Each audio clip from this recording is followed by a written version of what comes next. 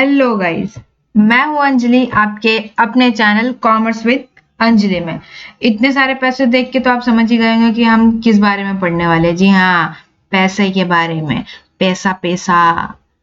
आइए स्टार्ट करते हैं। हमारा इकोनॉमिक्स का चैप्टर 2 है मनी। पार्ट 1 है ये। आगे बढ़ते हैं। हमारा मनी जो है वो कहाँ से आया, मतलब किसने इन्वेंट किया? भाई मैन ने, ह्यूमन बीइंग ने। ये जो हमारा मनी है वो बहुत ही इंपॉर्टेंट है। जैसे कि साइंस में फायर की खोज हुई, समझ में आ रहा है। मैथमेटिकल साइंस में व्हील्स की खोज हुई, वैसे ही मनी वर्ल्ड वाइड पे क्या है, इंपॉर्टेंट है। जो मनी है वो वर्ल्ड वाइड बहुत ही ज्यादा इंपॉर्टेंट। जो हमारी मॉडर्न इकोनॉमी है, जो वो सिर्फ और सिर्फ मनी की ही बात करती है। सुना होगा पैसा पैसा। हर जगह क्या है? पैसा ही पैसा। कुछ करना है मनी, कुछ चाहिए मनी, कहीं जाना है मनी। मतलब क्या, ओवरऑल हमारी जो इकोनॉमी है वो डिपेंड करती है किस पे? सिर्फ और सिर्फ मनी पे डिपेंड करती है। तो हमारे जो मॉडर्न इकोनॉमी है वो सिर्फ और सिर्फ मनी की बात करती है, और हर एक चीज क्या है, मनी के ऊपर ही डिपेंड है। इसलिए मतलब हम तो मनी के बिना अपनी जिंदगी सोच भी नहीं सकते। समझ रहे आप? कैसे, मतलब अगर आप सोचो अगर मनी ना हो तो सोच सकते हो?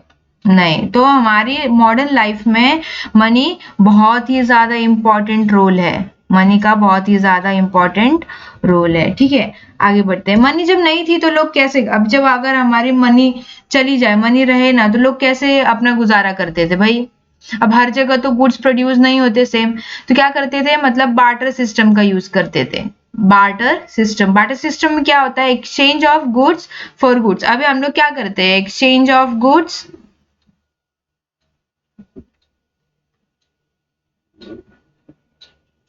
For money. समझ में आ रहा है? हम लोग मनी के बदले गुड्स एक्सचेंज करते हैं। पहले के लोग क्या करते थे? गुड्स के बदले ही गुड्स एक्सचेंज करते थे। आई वो बार्टर सिस्टम, मतलब बार्टर सिस्टम में प्रॉब्लम क्या? उल्टा अच्छा था ना, कि मतलब गुड्स के बदले गुड्स लेते थे। नहीं, प्रॉब्लम थी। देखते हैं आओ क्या क्या प्रॉब्लम थी। Difficulties in barter system. Difficulties in barter system. पहला था कि problem of double coincidence of wants. अभी देखो, पर्सन ए, पर्सन बी, समझ में आ रहा है? पर्सन ए क्या करता है? क्लोथ्स बनाता है, और बी के पास बहुत सारे राइस है। ठीक है, अब बी को तो क्लोथ्स चाहिए। बी की जो वांट्स है वो क्या है? क्लोथ्स की है। लेकिन ए की वांट्स है वीट की। समझ में आ रहा है? तो जो ये लोग की वांट्स है वो कोइंसिडेंस नहीं हो पा रही है। दोनों की जो थॉट है, मतलब उसको चाहिए क्या? इसको वीट चाहिए, इसको क्लोथ चाहिए, लेकिन इसके पास क्लोथ है। ए दे सकता है, ए दे सकता है बी को, लेकिन बी को, मतलब ए को वो नहीं चाहिए जो बी के पास है। समझ रहे हैं? तो ये क्या है? दोनों के थॉट्स प्रोसेस नहीं मिल रहे दोनों के बीच में। हाँ, अगर ऐसा होता कि बी क्लोथ, ए को भी क्या चाहिए? राइस चाहिए, तो दोनों के बीच में बार्टर ट्रांजेक्शन हो सकता था। लेकिन अभी बार्टर ट्रांजेक्शन हो सकता है क्या? नहीं, क्योंकि दोनों की जो वांट्स है वो मतलब अलग अलग है। और ये जो व्हीट और राइस का गैपिंग है, ये क्या है? Double coincidence of wants. ये प्रॉब्लम क्रिएट करता था। Lack of measure of value. अब मेजरिंग वैल्यू मतलब क्या होता है कि अगर मैं, सपोज मेरे पास गाय है, तो मैंने सामने वाले को 2 लीटर मिल्क दिया। समझ में आ रहा है?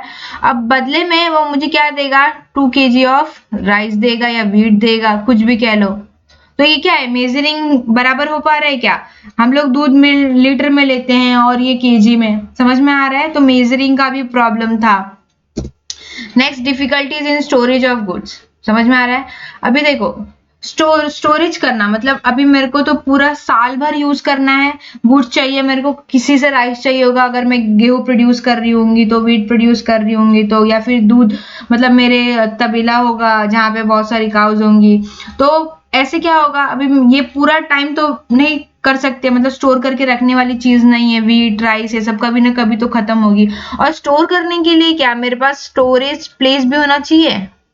तो प्लेस भी क्या होता था, इतना नहीं होता था कि पूरा स्टोर करके रखेंगे 1 साल के लिए फ्यूचर वांट्स के लिए, समझ में आ रहा है। फिर पेरिशेबल गुड्स,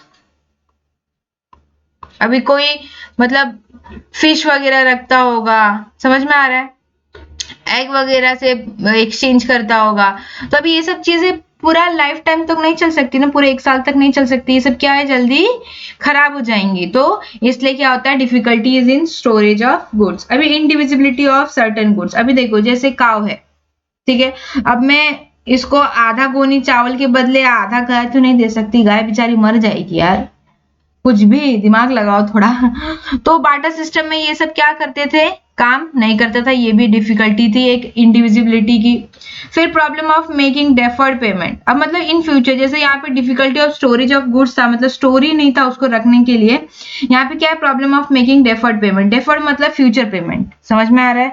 सपोज मैंने किसी से आज वीट ले लिया, समझ में आ रहा है, और मैं मेरे जो मतलब मेरे फार्म में हैंड्स हैं जो एग्स प्रोड्यूस करती हैं, समझ में आ रहा है, तो वो एग्स मतलब इन फ्यूचर खराब ही हो जाएगा ना, एग्स हो गया, मीट हो गया, ये सब क्या हो जाएंगे, खराब हो जाएंगे, वेजिटेबल हो गया, तो मतलब मैं उसी हालत में उसको वैसे पे नहीं कर सकती, मतलब एक्स के बदले में एक्स नहीं दे सकती, और वो क्या हो जाएगा, खराब हो जाएगा इन फ्यूचर, मतलब उसको स्टोर करके रख नहीं सकती मैं, मतलब इन फ्यूचर मुझे अगर किसी को देना है, एग्स देना है, मतलब इतने, मतलब उसने बोला कि आज तुम मुझसे 1 kg वीट ले लो, तुम बदले में मुझे 10 एग्स दे देना, समझ में आ रहा है, इन फ्यूचर मतलब आज मैं तुमको कल दे दूंगा, लेकिन क्या ये सब चीजें क्या हो जाएंगी, खराब हो जाएंगी। पेरिशेबल गुड्स है मतलब बहुत जल्दी खराब होने वाले। डेफर्ड पेमेंट मतलब फ्यूचर पेमेंट के लिए। डेफिनेशन ऑफ मनी, अब तो हमने बार्टर सिस्टम के बारे में सीखा, मनी क्या होता है। मनी तो सभी लोग जानते होंगे कि मनी क्या होता है, कि आजकल सब छोटे छोटे बच्चे यूज करते हैं मनी को, तो उनको पता है कि मनी की वैल्यू क्या है, मनी है क्या, समझ में आ रहा है। तो professor कौदर, money is anything that is generally acceptable, money is anything that is generally acceptable as a means of exchange, ये क्या है, कहीं भी कोई भी एक्सचेंज कर सकता है, एज अ मतलब किसी के भी बदले, अभी किसी को बोलोगे कि तुम पैसे के बदले डांस करके दिखा दो तो वो नाच के दिखा देगा, उसको मनी दो और उसको बोलो डांस करके दिखाओ तो वो डांस करके दिखाएगा, and it at the same time act as a measure and store of value. और हम लोग क्या कर सकते हैं, मनी को स्टोर करके रख सकते हैं, क्या कर सकते हैं, मनी को स्टोर करके रख सकते हैं, है ना। अभी देखो हम लोग जो भी गुड्स थे उसको स्टोर करके रख सकते थे क्या, नहीं, क्योंकि हमारे पास स्टोरेज की भी प्रॉब्लम थी, और जो पेरिशेबल गुड्स हैं उसको भी हम क्या कर सकते हैं, स्टोर करके नहीं रख सकते बहुत दिन तक। तो मनी क्या है, हम उसको इजीली क्या कर सकते हैं, स्टोर करके रख सकते हैं। आगे बढ़ते हैं, इवोल्यूशन ऑफ मनी। अभी मनी कैसे इवोल्यूट हुआ, मतलब कैसे ओरिजिन हुआ, कैसे मतलब मनी आया। तो पहले पहले जो सबसे पहले लोग जो वो क्या करते थे, पहले लोग एनिमल्स ज्यादा रखते थे, समझ में आ रहा है, तो लोग एनिमल को ही मनी मानते थे, एनिमल मनी, मतलब चाहे वो गोट हो गया, काऊ हो गया, समझ में आ रहा है। पहले के लोग क्या करते थे, सब पालते थे, काऊ, गोट, sheep, हैन, ये सब क्या था, एनिमल मनी के अंदर आता था। अभी कॉमोडिटी मनी, कॉमोडिटी मनी क्या था, मतलब कोई भी कॉमोडिटी उसको क्या करना, यूज करते थे, समझ में आ रहा है, एज अ मनी यूज करते थे, कॉमोडिटी मनी। जैसे उसमें था किसी एनिमल की स्किन, समझ में आ रहा है, एनिमल स्किन, सेल्स, फिर फेदर्स, ये सब क्या करते थे लोग, यूज करते थे as a money, commodity money में, मतलब ये कॉमोडिटी को लोग यूज करते थे एज अ मनी। फिर मेटालिक मनी आई। ये जो मेटालिक मनी है ये किसकी होती थी, गोल्ड, सिल्वर, समझ में आ रहा है, एल्युमिनियम, निकेल, ये सब से बनी हुई मेटालिक मनी आई। फिर उसी अभी देखो एनिमल मनी आया, तो एनिमल मनी को कहीं भी ऐसे लेके आया जाया नहीं जा सकता था, थोड़ा प्रॉब्लम होता था। फिर कॉमोडिटी, उससे थोड़ा आसान कॉमोडिटी मनी पे आया, फिर इसको स्टोर करना, कहीं लेके जाना, उतना सारा भारी, ऐसे बहुत सारे शेल्स ऐसे भर के लेके जा रहे हैं हम लोग कहीं ऐसे देने के लिए। फिर आया मेटालिक मनी। मेटालिक मनी क्या, असली गोल्ड, असली सिल्वर, तो इसकी जो इंटेंसिक वैल्यू थी, समझ में आ रहा है, वो क्या हो जाती थी, ज्यादा हो जाती थी। अभी आगे बढ़ते हैं। फिर इसके बाद आया मेटालिक कॉइन्स। समझ में आ रहा है? वो जो था यहाँ हमारा ये मेटालिक मनी, मतलब ये पीस रहते थे जिसका हम लोग यूज करते थे, फिर उसी को उन्होंने कन्वर्ट किया क्या, मेटालिक कॉइन्स में। मतलब जो पहले के राजा लोग रहते थे ना, उन्होंने इसका इन्वेंशन किया। तो लोग क्या करते थे, गोल्ड और सिल्वर, समझ रहे, गोल्ड और सिल्वर का उन लोग क्या करते थे, यूज करते थे, और अपनी थाप, मतलब अपनी एक छाप या अपनी एक फोटो या फिर अपनी एक पहचान देके क्या करते थे, कॉइन्स बनाते थे। समझ में आ रहा है? फिर क्या हुआ, सब ये जो राजा लोग थे, अलग अलग स्टेट के अलग अलग राजा, डिफरेंट स्टेट के डिफरेंट राजा रहते थे, तो लोग अपनी फोटो लगाते थे, अपना कुछ मार्क बनाते थे, अपना मार्क बनाते थे। समझ में आ रहा है? तो फिर उसके बाद क्या हुआ, गवर्नमेंट ने ये अथॉरिटी खुद ले ली। फिर गवर्नमेंट ने बोला कि इसको जो भी एक कॉइन बनेगा वो यूनिवर्सल रहेगा। क्या होगा, यूनिवर्सल रहेगा, मतलब इजीली एक्सेप्टेबल फॉर ऑल। समझ में आ रहा है? तो ये जो इजीली एक्सेप्टेबल हो सके सबसे, समझ में आ रहा है? तो अभी देखो, मेटेलिक कॉइन्स में दो पार्ट थे। अभी यहां लिखते हैं, मेटेलिक कॉइन्स में, मेटेलिक कॉइन्स के दो पार्ट थे, एक स्टैंडर्ड, देखो यहां लिखते हैं, मेटेलिक कॉइन्स के दो पार्ट हैं।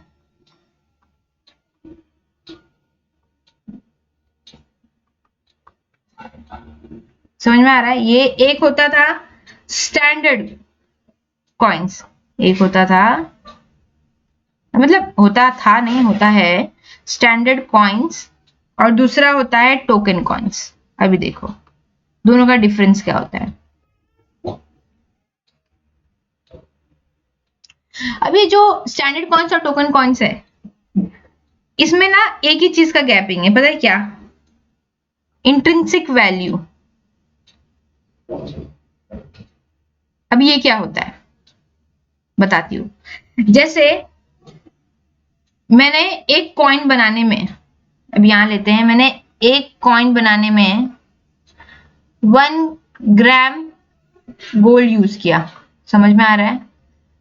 तो उसकी जो 1 ग्राम का वैल्यू इस समय करंट समय चल रहा होगा, मतलब अगर हम लोग एग्जांपल के लिए लेते हैं 50,000 सॉरी 5,000 पर ग्राम गोल्ड है, तो मेरी इस कॉइन की, मतलब एक कॉइन की वैल्यू क्या हो जाएगी, 5,000।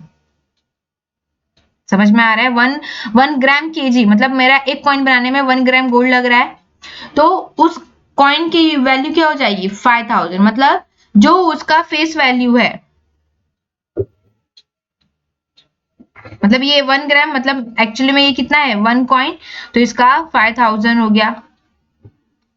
तो जो इसकी इंट्रिंसिक वैल्यू है, जो मतलब बनाने का, मतलब जो भी उसके अंदर मेटल यूज हुआ है उसका वैल्यू, और जो उसका फेस वैल्यू है, दोनों क्या है, सेम है। समझ में आ रहा है? अभी इसमें प्रॉब्लम क्या हुआ कि लोग ये जो कॉइन्स थे ना, इसको पिघला पिघला के मतलब गोल्ड वगैरह रखने लगे थे। समझ में आ रहा है? तो फिर इन्वेंट हुआ भाई टोकन कॉइन्स का। टोकन कॉइन में क्या होता था, इसमें सस्ते वाले मेटल यूज होते थे। सस्ते वाले मेटल मतलब, अभी देखो इसमें क्या होता था, सिल्वर भी यूज हो सकता है। अब सिल्वर मतलब सस्ते वाले कॉइन्स में, मतलब मेटल में कौन कौन से आते पता है? अब जैसे एल्युमिनियम हो गया,